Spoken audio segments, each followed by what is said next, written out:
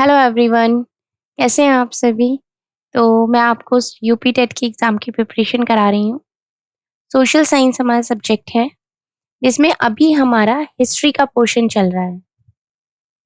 इसमें ऑलरेडी आपके 7 topics cover हो चुके हैं, तो अगर आपने वो नहीं देखे हैं, तो प्लेलिस्ट का लिंक आपको डिस्क्रिप्शन में मिल जाएगा, वहाँ से आप चेक कर सकते हैं। मैं सिलेबस भी आपके साथ डिस्कस कर चुकी हूँ, इंडिविजुअल हिस्ट्री का सिलेबस मैं आपके साथ डिस्कस कर चुकी हूँ, तो आप उस सिलेबस को भी कहीं नोट डाउन कर सकते हैं, उसमें टिक कर सकते हैं कि कितने टॉपिक्स हमारे हो चुके हैं और कितने अभी आगे के बाकी हैं। ठीक है? तो आज का जो हमारा टॉपिक है वो काफ़ी इम्पोर्टेंट टॉपिक हो जाता है। मौर्योत्तर काल में भारत की स्थिति व विदेशियों से संपर्क कि किस-किस तरीके से भारत की कंडीशन उस टाइम पर क्या थी और किस तरीके से जितने भी विदेशियों से तो उनके साथ आपके संपर्क किस तरीके से थे? क्या-क्या चीज़ें थी जो इस काल में आई थी? कौन-कौन से शासक आए थे? किनका काल कहाँ से कहाँ तक था? कौन से राजा हुए थे? तो ये सारी चीज़ें ही काफ़ी इम्पोर्टेंट हैं। एक चीज़ और मैं आपको बता देती हूँ लास्ट चैप्टर नंबर 7 के क्वेश्चन आंसर्स मैंने नहीं कराए थे क्योंकि उसके जो क्वेश्चन आंसर थे और इस चैप्टर में जो क्वेश्चन आंसर थे वो दोनों सेम थे। तो उसके कुछ पॉइंट्स ही थे जो मैंने आपको बोला था कि आप नोट डाउन कर लीजिएगा, वही काफ़ी हेल्पफुल रहेंगे। चलिए चैप्टर को स्टार्ट करते हैं। हम अपने परिचितों और रिश्तेदारियों के घर जाते रहते हैं, उनके रहन-सहन हो गए, तरीके, भोजन, कुछ बातें सीखते हैं, कुछ अपनी उनको समझाते हैं, कुछ उनकी समझते हैं। तो इसी तरीके से एक देश भी दूसरे देश के साथ ऐसे ही बहुत कुछ सीखता है, समझाता है, अपनी सारी चीज़ें दूसरे देश में जाती हैं, दूसरे देश की कुछ चीज़ें हमारे देश में आ जाती हैं। तो भारत में भी जब विदेश के लोग आए थे और जब उन्होंने यहाँ पर शासन किया था, तो उन्होंने हमसे और हमने उनसे और उन्होंने हमसे बहुत सारी बातें सीखी थी। अब ऐसे ही अगर हम मौर्यों की बात करते हैं तो 200 ईसा पूर्व से जो काल आरंभ हुआ, उसमें बहुत सारे छोटे-छोटे राज्य हुए। जैसे इसमें आता है पूर्वी भारत, मध्य भारत और दक्कन में मौर्यों के स्थान पर कई स्थानीय ब्राह्मण शासक भी सत्ता में आए थे। उसमें कौन-कौन थे? 3 मेन इम्पोर्टेंट इसमें आ जाते हैं। वो होता है आपका शुंग, दूसरा आता है आपका कण्व और तीसरा आपका आता है सातवाहन। ये 3 मेन थे। अब इन पे जो 7 वाहन थे आंध्र प्रदेश में आज की डेट में है वो सबसे ज़्यादा फ़ेमस हुए। सबसे ज़्यादा फ़ेमस कौन हुए? सातवाहन आपके सबसे ज़्यादा फ़ेमस हुए। इनका जो अगर हम वंश की बात करते हैं, इनका जो वंश था वो लगभग 30 ईसा पूर्व से 203 ईसा पूर्व तक रहा था। ठीक है? अब ये एक कार्ले का चैत्य का भीतरी दृश्य है कि उस टाइम पे जो कारीगरी थी वो इस तरीके से बनाई गई थी। आप देख सकते हैं इस इमेज में। अब इस वंश के जो संस्थापक थे वो सिमुक था। किस वंश का? सातवाहन वंश का संस्थापक था ये। सातवाहन वंश का संस्थापक सिमुक था। उसके अधिकारियों ने अपने पराक्रम से एक विशाल राज्य की स्थापना करी थी और इस वंश के जो शासक थे वो बौद्ध वैदिक धर्म के अनुयायी थे। किसके अनुयायी थे वो? वैदिक धर्म के अनुयायी थे। इनमें सभी धर्मों के प्रति समान दृष्टिकोण अपनाया था। बौद्ध भिक्षुओं के लिए भूमि देना, ग्राम दान में दिए गए थे।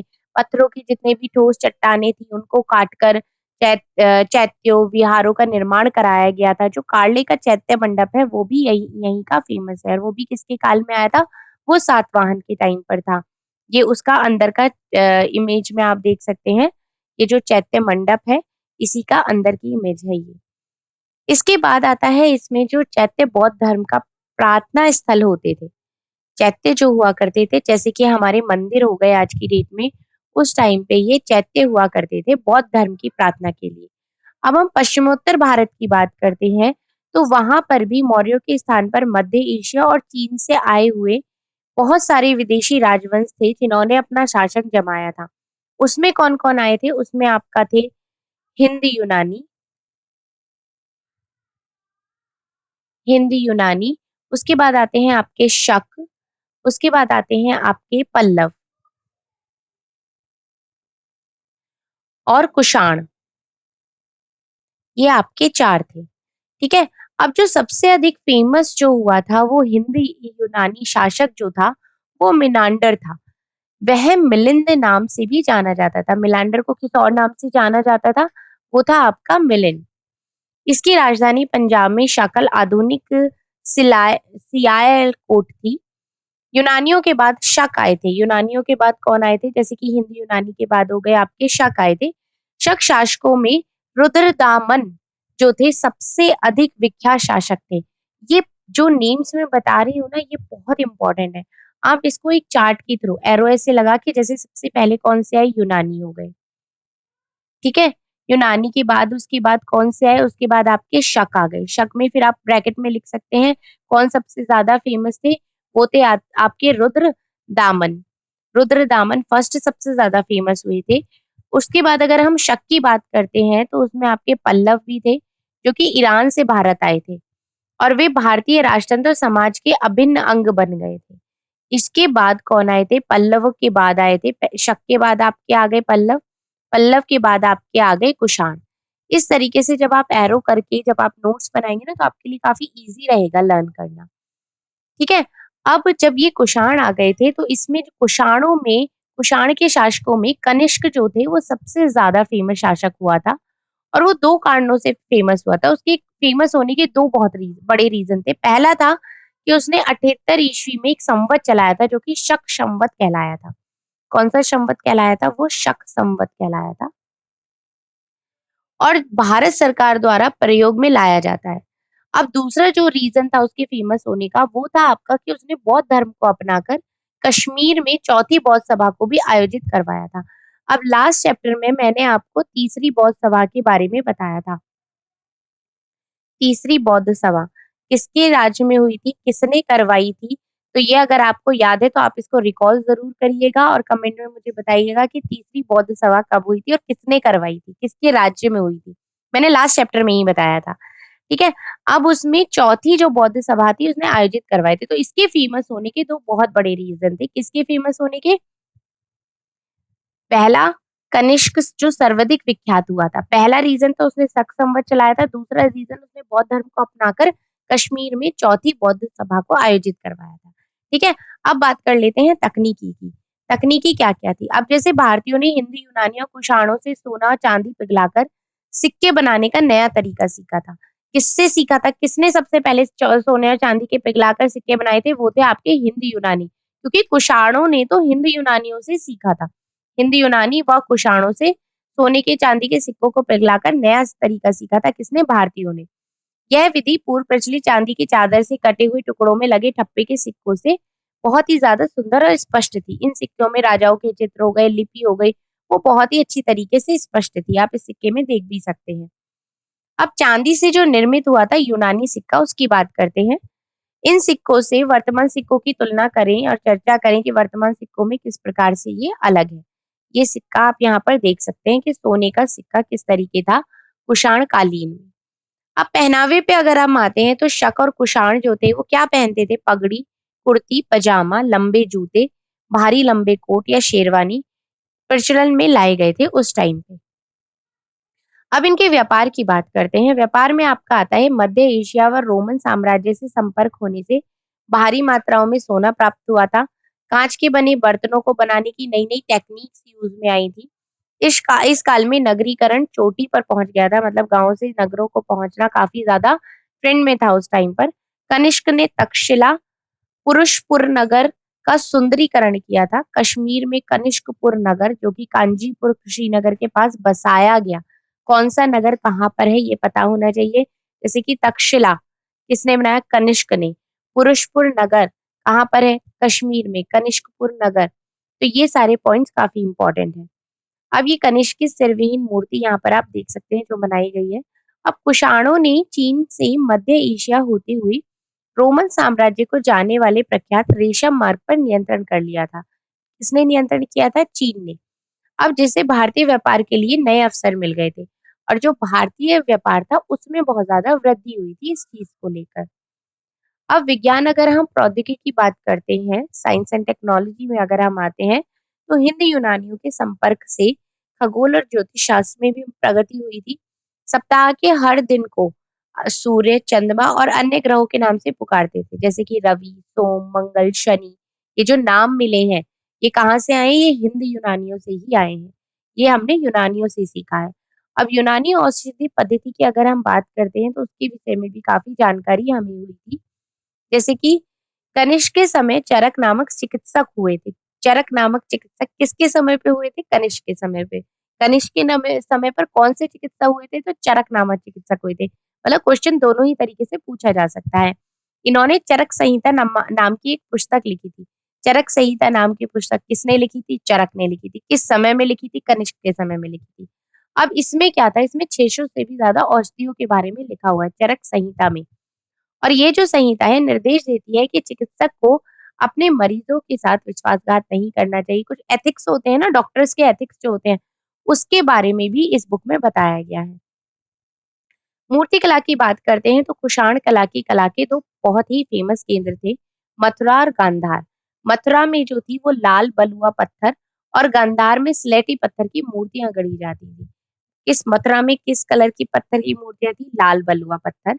गांधार में कौन सा पत्थर था? स्लेटी पत्थर। ये मैचिंग में भी पूछ सकते हैं। अब दोनों मूर्तियों में आप डिफरेंस देख सकते हैं। एक है आपकी गांधार शैली की मूर्ति और एक है आपकी मथुरा शैली की मूर्ति। अब वो मूर्तियों में कपड़े की चुन्नटें कहाँ के कलाकार ज़्यादा दिख रहे हैं, घुंघरालेपन को देख सकते हैं। क्या-क्या फ़र्क दिखाई दे रहा है। राज्य व्यवस्था की अगर हम बात करते हैं तो राजा में देव तत्व की भावना की प्रणाली शकों और कुषाणों से प्राप्त होती है। महाराजा धीराज की अवधारणा कुषाणों की देन है। महाराजा धीराज की जो अवधारणा है वो किसकी देन है? कुषाणों की देन है। ये कुषाणों का आप एक कॉलम इस तरीके से बना सकते हैं और उसमें ये सारे पॉइंट्स आप नोट डाउन कर सकते हैं। अब उन्होंने भारत से क्या-क्या सीखा था? अब विदेश से जो आक्रमणकारियों के पास अपनी भाषा, लिपि या कोई सुव्यवस्थित धर्म नहीं थे। इसलिए उन्होंने क्या किया था कि संस्कृति से इन उपादानों को भारत से लिया था। अब जैसे भारत में विदेशी प्रभाव से एक मिली-जुली संस्कृति का विकास हुआ। चीन ने बौद्ध चित्रकला जो थी, वो भारत से सीखी थी।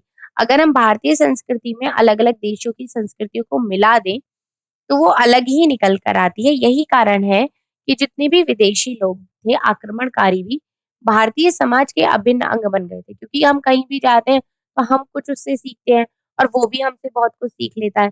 तो इसी तरीके से सामाजिक मेल-जोल, लचीलापन, उदारवादिता, वसुधैव कुटुंबकम, ये सभी पृथ्वी के निवासी एक ही परिवार के सदस्य हैं।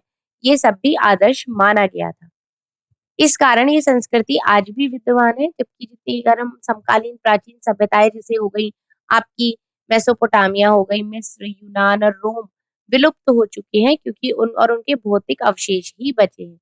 लेकिन ये जो भारतीय संस्कृति है, ये आज भी है किस कारण? क्योंकि सामाजिक मेल-जोल है, लचीलापन है, उदारवादिता है, वसुधैव कुटुंबकम है। ठीक है? अब कुछ इम्पोर्टेंट पॉइंट्स इसमें आ जाते हैं जैसे कि सबसे पहले भारत में हिंद यूनानियों ने सोने के सिक्के जारी किए थे। सबसे पहले किसने जारी किए थे? हिंद यूनानियों ने। कुषाण राजाओं ने उच्च कोटि स्वर्ण की मुद्राएं जारी की थी। इसी समय बौद्ध धर्म 2 संप्रदायों में बटे थे, हीनयान और महायान। कनिष्क महायान के संरक्षक थे। कनिष्क किसके संरक्षक थे? महायान के। होप सो आपको चैप्टर बहुत अच्छी तरीके से समझ में आ गया होगा। इस चैप्टर में बहुत सारे इंपॉर्टेंट पॉइंट्स हैं, आप नोट डाउन ज़रूर करिएगा। चलिए अब इसकी एक्सरसाइज़ेज़ कर लेते हैं, क्वेश्चन आंसर कर लेते हैं, तो एक तरीके से अच्छे से और भी रिवीजन हो जाएगा। शुंग वन का संस्थापक कौन था? शुंग वंश का संस्थापक आपका था पुष्यमित्र। ये आपका शुंग वन का संस्थापक था, जो कि मौर्य समाज में सेनापति था उस टाइम। ठीक है? अब कंड वंश के अंतिम शासक का नाम बताइए। अब कंड वंश जो था, उसका जो अंतिम शासन था, वो था आपका सुसमर्ण। सुसम्रण सुसम्रण जो था, वो उसका अंतिम शासक था और उसने लगभग 28 ईसा पूर्व तक शासन किया था। कब तक शासन किया था? 28 ईसा पूर्व तक उसने शासन किया था। अब सिमुक किस वंश का शासक था? अगर हम शिमुक की बात करते हैं तो वो था आपका सातवाहन। सातवाहन वंश का वो शासक था, उसको सातवाहन वंश का संस्थापक भी हम कह सकते हैं। अब जो थी सातवाहन कलीन धर्म की क्या विशेषताएं थी? इसमें विविधता थी, सहिष्णुता थी, बौद्ध ब्राह्मण धर्म के संरक्षण भी ये हुए थे सातवाहन कलीन धर्म में। विविधता और उसके साथ ही आपकी सहिष्णुता। अब भारत के विदेशियों से संपर्क के कारण व्यापार, पहनावा, ज्ञान, विज्ञान, प्रौद्योगिकी में क्या-क्या चेंजेस आए थे? तो ये जो हमने लास्ट अभी इतना पैराग्राफ पढ़ा है, कि क्या-क्या चेंजेज़ आए थे, किसने क्या-क्या सीखा था, ये सारा कुछ आपको मैंने अभी इसमें बताया है कि बहुत सारे चेंजेज़ आए थे, बहुत सारी चीज़ें हमने वहाँ से सीखी थी, बहुत सारी उन्होंने हमसे चीज़ सीखा था, जैसे कि चीन ने हमारी ब बहुत सारी चीज़ें सीखी थी। तो यही सारे आपके पॉइंट्स इसमें आ जाएँगे। कुषाणकालीन कला की विशेषताएँ क्या-क्या थी? अगर हम कुषाणकालीन कला की विशेषताओं की बात करते हैं, अब जैसे भारत ने विदेशों क्या-क्या व्यापार पर तो इसमें आपका आ जाएगा व्यापार में हो गए मसाले, कपास, व्यापार में आपके हो गए मसाले, आपके हो गए कपास, रेशम का निर्यात हो गया, सोने-चांदी का आयात हो गया, समुद्री मार्गों का विकास हुआ था इस समय पर। ठीक है? तो ये सारे पॉइंट्स आपके इसमें आ जाएँगे। अब कुषाणकालीन कला की विशेषताएँ की अगर हम उल्लेख की बात करते हैं, तो इसमें भारतीय, यूनानी, ईरानी परंपराओं का बहुत ज़्यादा संगम दिखाई देता है। गांधार हो गए, मथुरा हो गए, कला शैली विकसित हुई थी। इसमें बौद्ध, हिंदू और जैन धर्म की मूर्तियाँ भी ये जो स्थापत्य हुई थी, उनका उत्कर्ष देख सकते हैं आप। विदेशियों ने भारत से क्या सीखा था? विदेशियों ने भारत से सीखा था ये विदेशियों ने भारत से भाषा, लिपि और सुव्यवस्थित कोई धर्म तो था नहीं, तो संस्कृति के जितने भी उपादान थे, वो भारत से उन्होंने लिए थे। मिली-जुली संस्कृति का विकास हुआ था। चीन ने बौद्ध चित्रकला भारत से सीखी थी। चीन ने क्या कौन-सी चित्रकला भारत से सीखी थी? बौद्ध चित्रकला भारत से सीखी थी। अब भारतीय संस्कृति में ऐसी क्या विशेषताएँ हैं जिससे हम अन्य प्राचीन सभ्यताओं से भिन्न हैं? क्यों? क्योंकि जो भारतीय अगर हम विदेश की बात करते हैं, तो इसमें आपका आता है सहिष्णुता आपका सहिष्णुता, सामाजिक मेलजोल, लचीलापन, उदारवादिता, वासुदेव कुटुंबकम ये सारे आदर्श माने गए हैं जिसकी वजह से ये जो संस्कृति है, ये प्राचीन सभ्यताओं से भिन्न है। अब सही गलत कर चूज़ करेंगे कि क्या सही है और क्या गलत है। कार्ले का जो चैत्य मंडप है, वो कुषाणों ने बनवाया था, नहीं, वो आपका सातवाहन ने बनवाया। दूसरा आपका आता है मिन्नाडार शक शासक था, नहीं, मिन्नाडार जो था वो एक हिंद यूनानी शासक था, हिंद यूनानी शासक था। भारत में सबसे पहले सोने के सिक्के कुषाण राजा ने चलाए थे, नहीं। अभी हमने ऊपर भी एक पॉइंट देखा था, लो मैं आपको दिखा देती हूँ। सबसे पहले भारत में हिंद यूनानियों ने सोने के सिक्के जारी करे थे, किसने करे थे? हिंद यूनानी,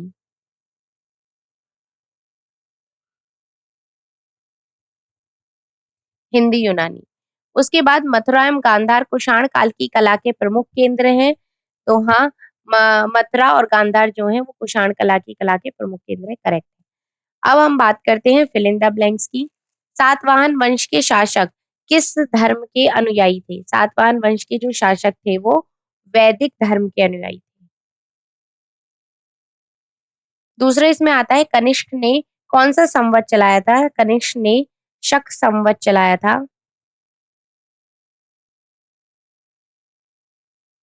जो कि 7800 ईसा पूर्व में था। कंड वंश के संस्थापक कौन थे? कंड वंश के संस्थापक थे वासुदेव